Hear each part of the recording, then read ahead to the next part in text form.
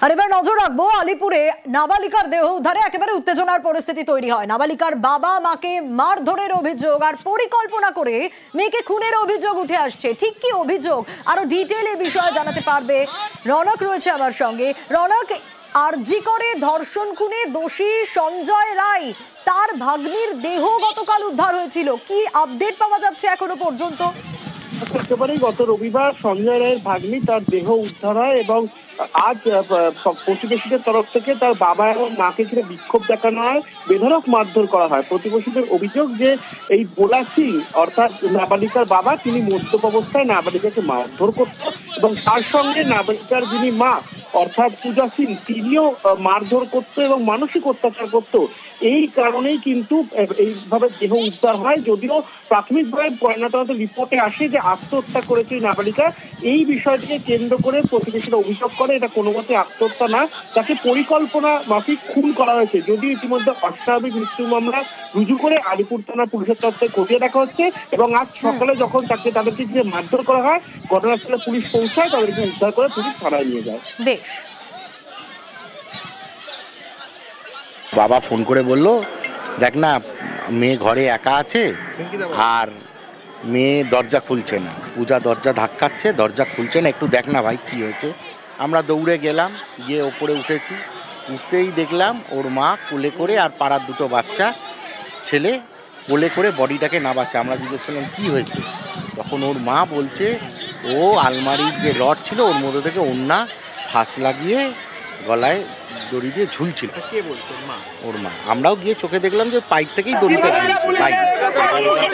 সবাই চাইছে এর আগে ওর মা গলায় দড়ি দিয়ে মারা গেছে, এইবারে বাচ্চা মেয়েটা মারা গেল। এটা পাড়ার মানুষের সমবেত একটা বিক্ষোভ, যেটা যেন তদন্তটা সঠিক হয়। আপনাকেও কি আপনার ছেলে মারধর করতো? ওই এই বউকে কিছু বললে একটু ধাক্কাধাক্কি করতো। আচ্ছা, এই ছোট যে মেয়েটি মারা গেল নাবালিকা, তাকেও মারধর করতো? তাকে আমার ছেলে মেয়ে হওয়া পছন্দ করে, মিথ্যে কথা বলবো না, আপনি আমার যাই মারতে দেখেছেন তো? হ্যাঁ, কিন্তু একদিন বেল দিয়ে মেরেছিল, ভরা বেল দিয়ে মারবার। বেল দিয়ে মেরেছে? হ্যাঁ। কেন? এই চার্জার বেল দিয়ে। আমি থাকবো, শোনো শোনো, আমি কি এই দেখো না, আমি ভোলা তুই মারলি কেন বল, আমি ওকে মেরে নিয়ে। আমি ছিলাম না দিদি, আমি ছিলাম না। হুট করে বললে কি করে বিশ্বাস করে নেব? একটা দশা দেখে তো বুঝতে পারে, চার গলা দেখে আওয়াজ বেরোচ্ছে না। ঘর থেকে বের করে দিতেন? ঘর থেকে আমিও থাকতাম, আমি নিয়ে যেতাম।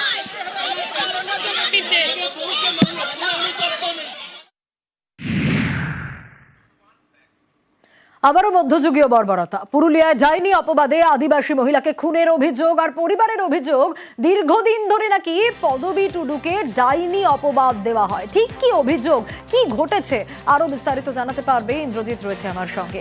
ইন্দ্রজিৎ, দেখো একেবারে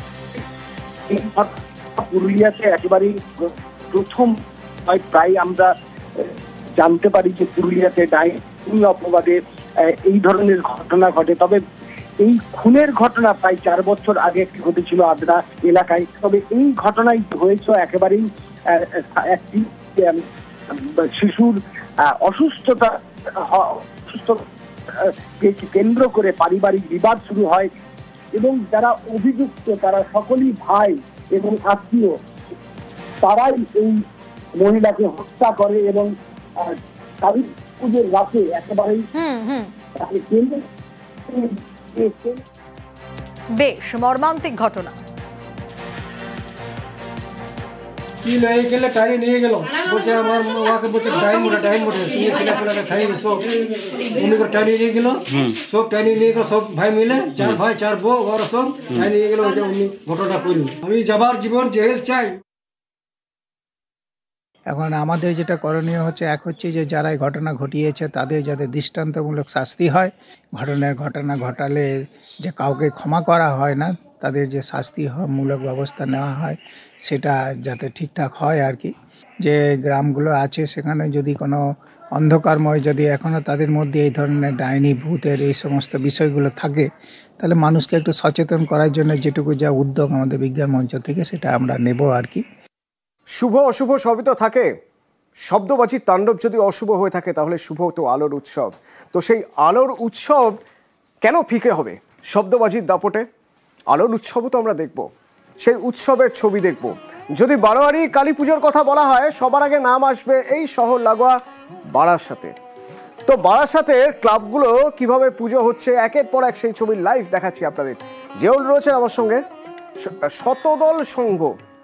শতদল সংঘের পুজো এবার কিরকম হয়েছে জিয়াউলের থেকে জানতে চাইবো। জিয়াউল, প্রচুর মানুষ বেরিয়ে পড়েছেন, এখনো সেভাবে সূর্য ডোবেনি, শুধুমাত্র সন্ধে হয়েছে বা সন্ধে হব হব করছে এরকম একটা সময়, রাত বাড়বে, ভিড় বাড়বে, কেমন হয়েছে পুজো?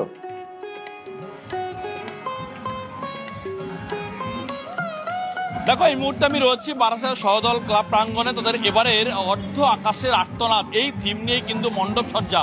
আর তুমি দেখো, যত দূর চোখ যায়, আমি একটু সন্তোষদাকে বলবো, যত দূর চোখ যায় ক্যামেরার চোখ, অর্থাৎ ততদূরই কিন্তু মানুষের কালো মাথা। তুমি জানো কালী পুজো বা আলোর উৎসবের জন্য বারাসাত কিন্তু বিখ্যাত।